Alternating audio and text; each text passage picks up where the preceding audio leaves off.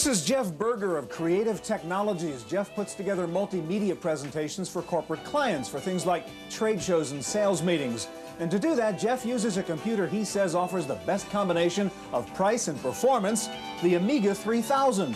Now, for Amiga fans, the rest of the world just doesn't seem to understand the beauty and power they find in this multimedia marvel from Commodore.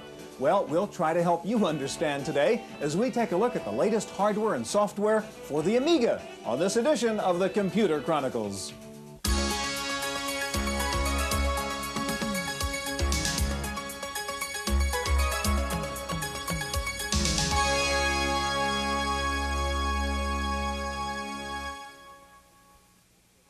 The Computer Chronicles is made possible in part by the Software Publishers Association, which reminds you it's a federal offense to copy software.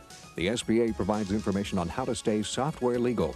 Funding is also provided by PC Connection and Mac Connection, and by Byte Magazine and Bix. Welcome to the Computer Chronicles. I'm Stuart Chaffee, and with me this week is Tim Baharan, Executive Vice President with Creative Strategies. Thank you. Tim, what we're looking at here on this VCR is a video. In this video, if we look carefully, we'll see use of a video switcher, obviously, a still store, a character generator, paint box, frame buffer, digital video effects, and so on. Yet this was not done in a professional studio facility. It was done on an Amiga personal computer using the video toaster board. Pretty impressive stuff. Yeah. Despite this, the Amiga is kind of a mystery to me. You know, if you go to Europe, or certainly if you go to Germany, the Amiga is a mainstream business computer. Here in the States, it's still a kind of narrow niche machine. What is the difference? Well, Commodore suffered from the image of being a entertainment computer from the early days, and then also from what we call the chicken and egg syndrome. In order for them to attract software developers, they needed to have many machines on the market. But in order to have many machines on the market, you had to get distribution. Right. And because of all the competition and other things that were going on with other operating systems, they've really had some struggles. But they're starting to make a fairly strong comeback because of multimedia computing and things like this. Well, Tim, today we'll look at the newest version of the Amiga, the Model 3000, and we'll see the newest software for the Amiga, including a brand new animation program from the Walt Disney Company, the new Amiga authoring system called AmigaVision, and the newest version of the video toaster. Now, since the Amiga has not garnered a lot of dealer support or third-party developer support, Amiga users have had to figure things out the old-fashioned way with users groups. We're going to begin with a visit to the original Amiga users group in Palo Alto, California. The first Amiga users group began life in 1985 with a handful of people meeting informally at a neighborhood church in Belmont, California. Since then, FOG's meetings have become bigger and noisier, sometimes attracting over 1,000 people. Because of its increasing size, the monthly meeting is now held in the formal surroundings of a hotel conference room. It draws a mixture of Amiga aficionados ranging from computer hackers to Commodore 64 converts. Like most other users group, this one picks up where dealer support leaves off. This sort of a club is intended to provide to the users basic information in developments in new computer technology that might apply to Amiga, new concepts and information about current product offerings, developments of previous product offerings, as well as an ability to solve problems that they might encounter in their computing. The evening meeting consists of a question and answer session and, on occasion, a field report on an Amiga user. But unlike some support groups, FOG is also a forum where people and companies can come to show off their newest programs for the Amiga. This user group was different because of the size of it. A lot of software companies sort of heard about us, and they were willing to pay to come across the country to demo the product firsthand. So we got to see most software that nobody else has seen firsthand. A lot of software were actually premiered at this meeting, so that made it very popular. For the Computer Chronicles, I'm Susan Chase.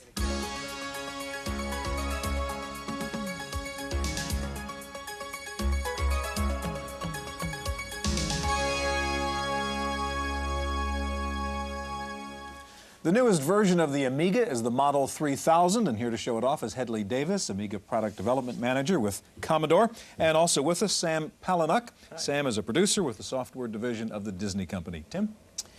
There's been various models of Commodore Amigas over the last few years. What's different between the 3000 and, let's say, the last version, which was the 2500?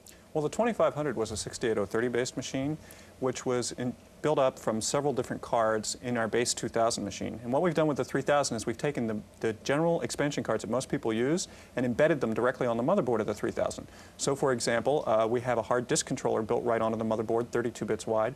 We've got up to 16 megabytes of fast memory and 2 megabytes of chip memory directly on the motherboard. And we've got a display enhancer giving you better video output directly on the motherboard. All these things combined together, being the key peripherals that people used on 2500s, are integrated directly in the machine, and that allows us to bring the machine in at a lower cost for the consumer. You've also got a new operating system, is that right? Yes, we do. This is amiga-DOS 2.0. This is our new release of the operating system. It's very important for people because it's a much more professional environment to use. Some of the features of amiga-DOS are, as in many different machines, is we have preferences so that you can adjust the display to your own personal taste. For example, you can change the colors to whatever you feel is appropriate.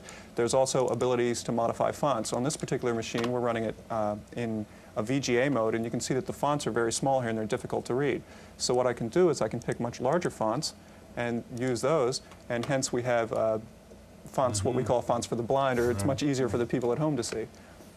In addition to this, we bundled the machine with a software package called amiga-DOS 2.0, excuse me, Amiga Vision. Yeah. And Amiga Vision presents a method of gluing output from various sorts of programs together so that people can do presentations. And this very small thing just demonstrates 3 screens that are put together using a package called TV Text, and they're shown one at a time.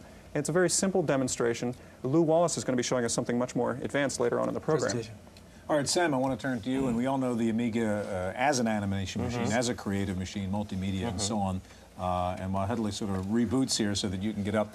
This is now, I understand, the first animation program out of the Disney people. Yes, who, of course, the animation people. Yes. And what was the theory in bringing this out on the Amiga platform first? We brought out an Amiga because the Amiga has graphics capabilities that are very well suited to this particular type of display. All right, show it to us. Let's see how this works. I'm very happy to.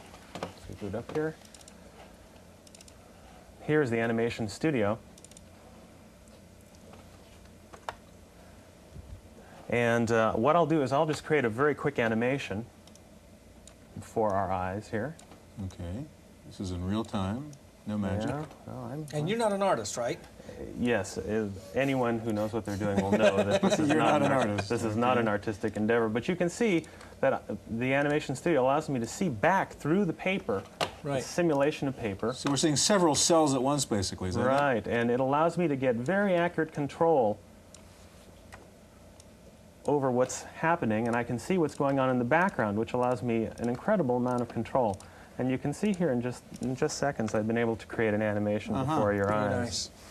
In addition to having an easy-to-use animation package, we also wanted to not just drop the user off there, we wanted to help them out by providing a variety of animations that they can actually learn from. Animated clip art, in essence. Yes. These are the fundamental lessons that animators are actually taught. And you can see that I can see through this and study it. We provide several of these that cover all of the basics of animation. In addition, we've included animations from the morgue, films and shorts. And this is what a Disney animator was able to do with that very same notion, using quite a bit of exaggeration and just basic Disney magic.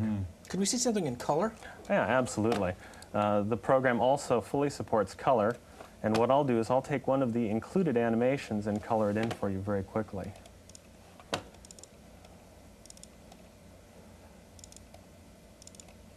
Here's a bird demonstrating the basic notion of flight, and what I'll do...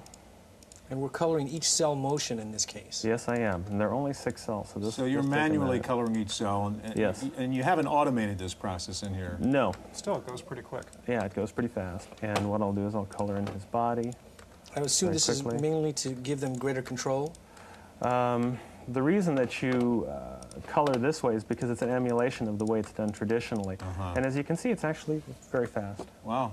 That's great. In addition to these animations, we've also included a completed animation, we set loose one of our Disney animators and said, what would you do with this package? And that's this animation here. It's included with the package. And this was created using this software? It was painted and superimposed on the backgrounds with the package. Wow. And we're very proud of it. Here you can see Donald is using a computer, and he's loading his animation. It's taking a little longer than he's expecting.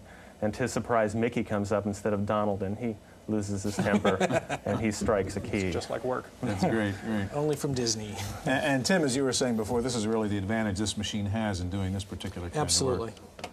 All right, gentlemen, thank you very much. Thank you. Well, while the Commodore Amiga has never gained the market acceptance of maybe an IBM or an Apple, it can gloat just a little bit for over at Hewlett-Packard, where they make some pretty good computers too. When they wanted a computer to do animation, they bought an Amiga. Here's a report.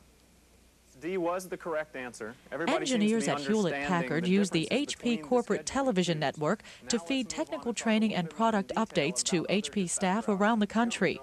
To illustrate some of the abstract technical concepts and the inner workings of the HP products, the engineers use colorful 2D animations created on an Amiga 2500. The video producers at HP's Information Technology Education Network say they had some very specific requirements in mind when they bought their Amiga computer 2 years ago. One of the things was the fact that I could import artwork, clip artwork that we have in our own HP drawing packages and easily move it into whatever system we're using. Secondly, it had to support NTSC video, had to support overscan, had to be easy to use, had to be something where I could just pull software right off the shelf, put it into the system, just go down to any local store and get it. So as looking around, I found the Amiga, it looked like a good fit, found the software I needed that could easily move images around, and that's how we chose it. Using pen and paper, the producer initially creates a storyboard with the engineer. Then, with deluxe productions from Electronic Arts, he puts together an animation sequence on the Amiga graphics workstation. Any changes the engineer wants to make to the drawing can then be made by simply modifying the objects around with the mouse. Vernon says that using the Amiga for animation has improved the training learning curve at HP. The end result for the instructors has been that they can more easily explain their concepts that they couldn't very well explain before. For the students, it's an attention-getting device, really. It's something where all of a sudden they're used to seeing static graphics, and then to see this thing come to life on the screen, again, where the instructor can point, annotate, and even walk into the graphic using a blue screen, is pretty exciting. It gets them involved. For the Computer Chronicles, I'm Maria Gabriel.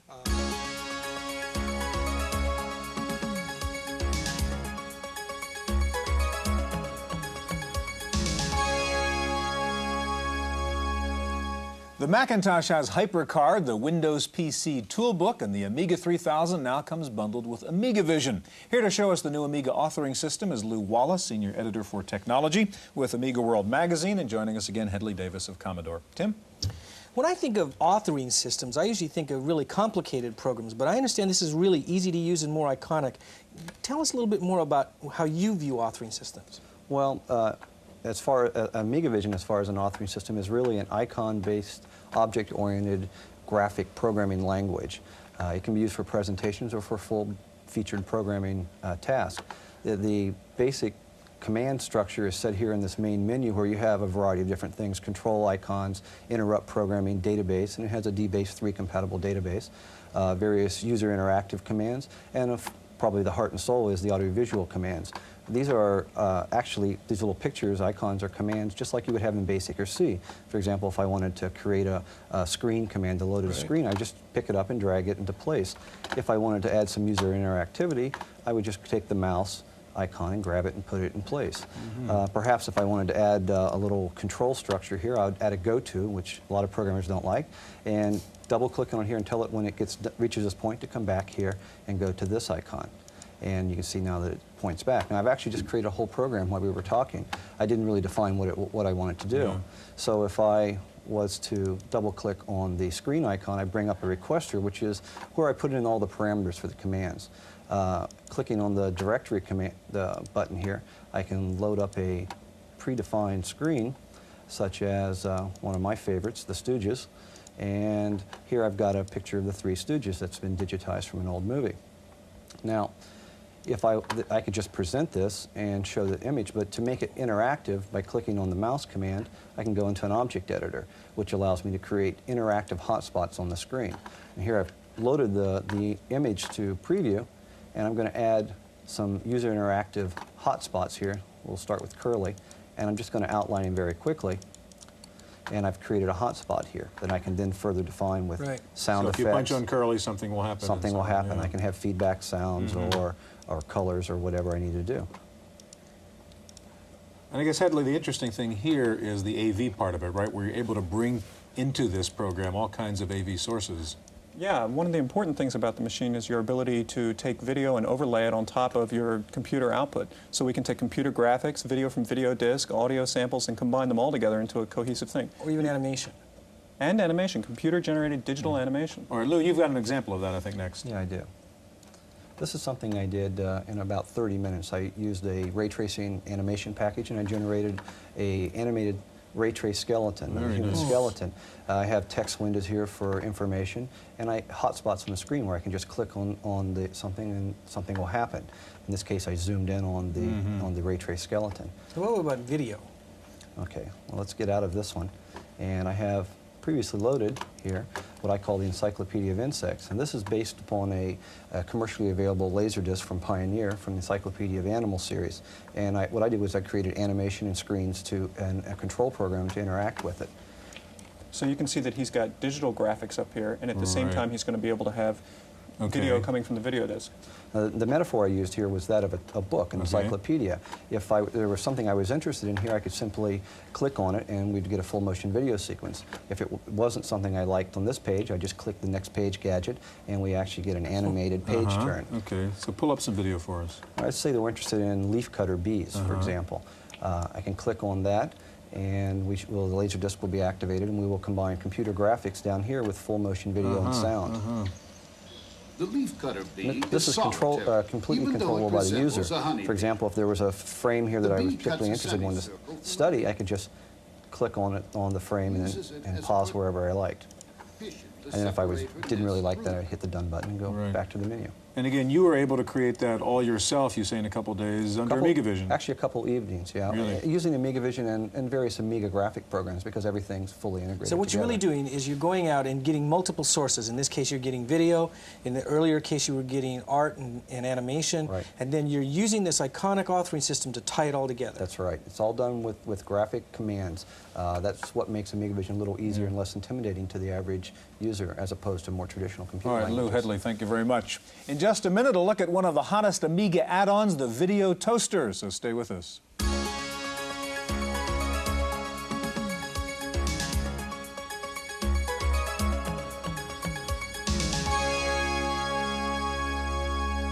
Well, we know the Amiga is good for music and animation, but it is also now the ultimate video machine, thanks in part to the video toaster.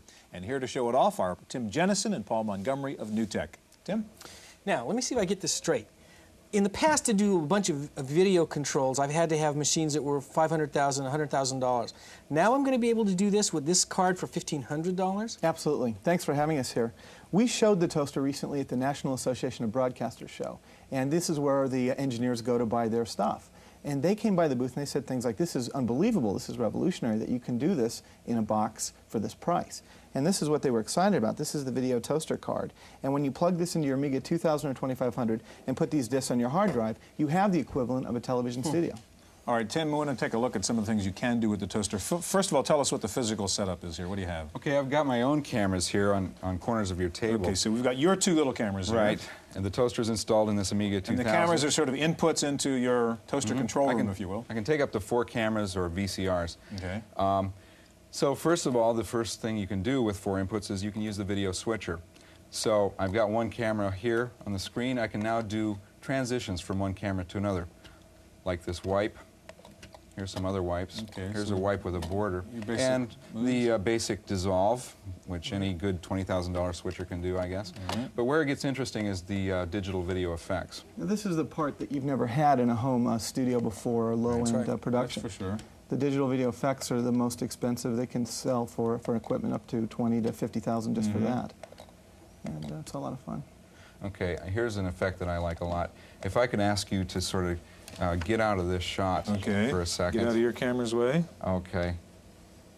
That'll do. Okay, go ahead and sit back up again. Okay. And I'm going to beam you into your chair Star Trek style.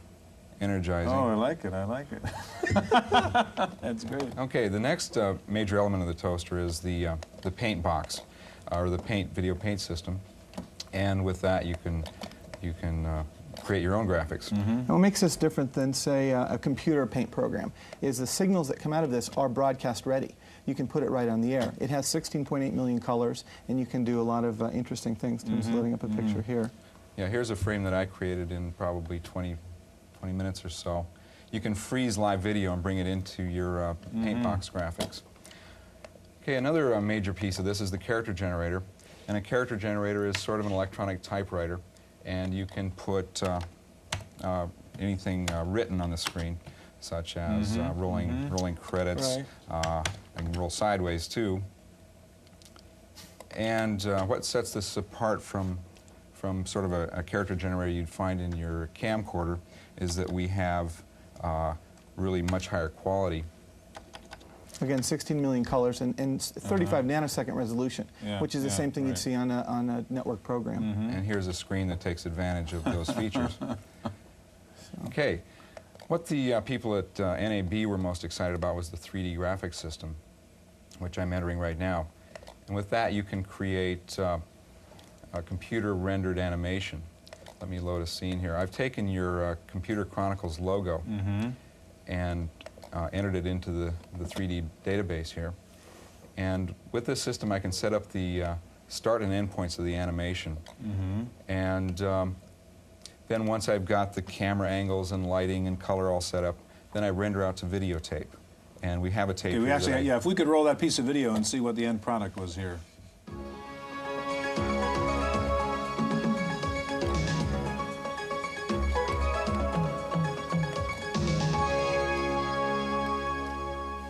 I can tell you that stuff usually costs about $1,500 a second. That kind of stuff. And I understand you did that in about a half an hour. To set up the thing. To render it, it took a few hours to do. Now, Paul, it does seem like magic. I mean, Tim was mentioning before, how do you do this? I mean, you've got every expensive machine you'd have in a TV studio coming off that one board. I mean, what's the trick? Part of the magic is the Amiga. The Amiga of all the computers in the market is the only one set up with video timing. So you can easily add the circuitry we needed to do it. In the toaster, we have 4 custom chips, and those custom chips give the horsepower to do everything.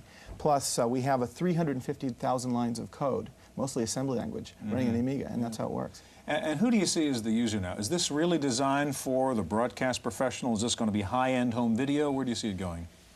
Well, video is everywhere. It's sort of the new literacy. And people are using it in homes, schools, businesses. But the problem is that video you make with your camcorder looks amateurish and is boring, actually.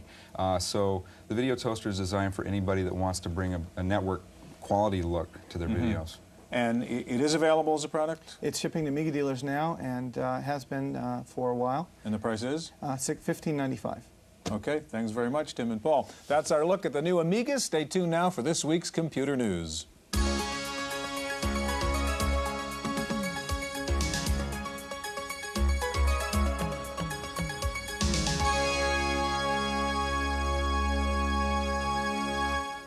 In the random access file this week, notebook-sized laptops were the rage at the Fall Comdex show in Las Vegas. Texas Instruments was the latest to join the competition for the hot laptop market with its new TravelMate 3000. It features a 20 megahertz 386 SX chip with a VGA display and built-in floppy and hard disk drives. It's priced at just under $6,000. Everex Systems rolled out its first ever portable, the Tempo LX, weighing in at just under 7 pounds. This sleek 386 SX machine has space for an internal modem, and memory can be expanded from its standard 1 megabyte up to 5 megs.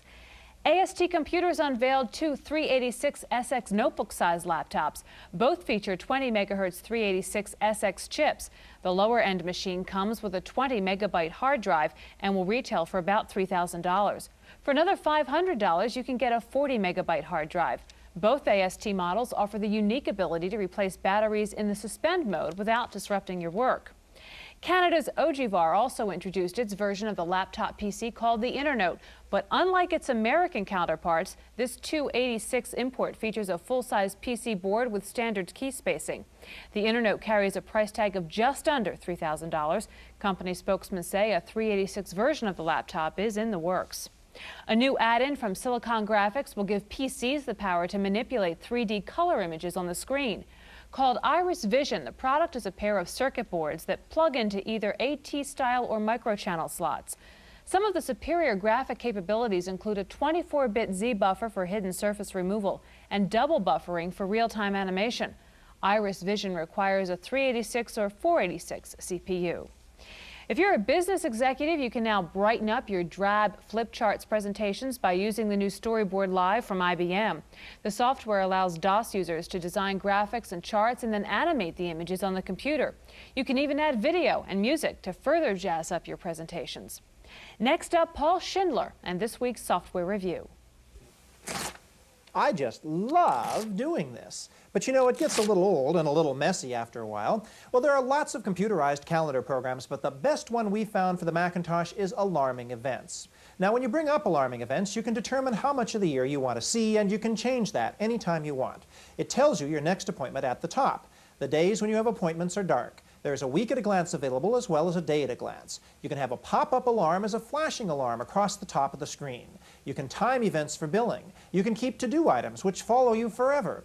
You can set recurring intervals and fix the day of the week or the number of days from the end of the month. No more pesky scheduling of weekday reminders. You can set alarming events to provide you advance notice before an appointment. You can indicate a duration to prevent scheduling conflicts. You can print it out a day, a week, or a month at a time, and you have a wide range of notification preferences, including sounds. Alarming Events is $130 from CE Software Incorporated of West Des Moines, Iowa. For the Computer Chronicles, I'm Paul Schindler. Apple is setting up a new toll-free customer support line to answer questions about its sales policies and programs. The number will offer customers a referral service, not technical support. The toll-free number is 800-776-2333. It's available weekdays, 6 a.m. to 5 p.m. Pacific Time. Taking a look at this week's top software titles for the Macintosh, Mac Connection reports that After Dark from Berkeley Systems is still in the #1 slot. SAM is in second, followed by Adobe Type Manager and Quicken for the Mac. In fifth place this week is Disk Doubler from Salient. Rounding out the top 10 titles are Fullwrite, Microsoft Word, Microsoft Excel, Mac Utilities, and Pyro. And finally, one European computer company is putting its 2 cents in to protect the environment by packaging its diskettes in popcorn. Officials from Corbland International say they're switching to popcorn from polystyrene foam because popcorn is biodegradable. That's it for this week's Computer Chronicles. I'm Kate McGargy. The Computer Chronicles is made possible in part by the Software Publishers Association, which reminds you it's a federal offense to copy software. The SBA provides information on how to stay software legal. Funding is also provided by PC Connection and Mac Connection, and by Byte Magazine and Bix. For a transcript of this week's Computer Chronicles, send $4 to PTV Publications, Post Office Box 701, Kent, Ohio 44240. Please indicate program date.